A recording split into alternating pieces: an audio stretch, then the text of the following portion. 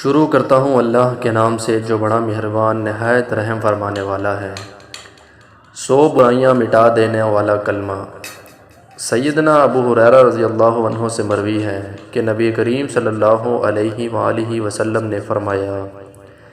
جس نے دن میں 100 مرتبہ لا الہ الا اللہ وحدہ لا شریک لہ لہ الملک ولہ الحمد وہو علی کل شیء قدیر پڑھا، اسے 10 غلام آزاد کرنے کا ثواب ہوگا، اور اس کے نامہ اعمال میں 100 نیکیاں لکھی جائیں گی، اور 100 گناہ مٹا دیے جائیں گے، اور اس روز شام تک شیطان سے امن میں رہے گا، اور اس سے بہتر کوئی شخص نہ ہوگا لیکن جس نے اس سے بھی زیادہ اسے پڑھا ہو۔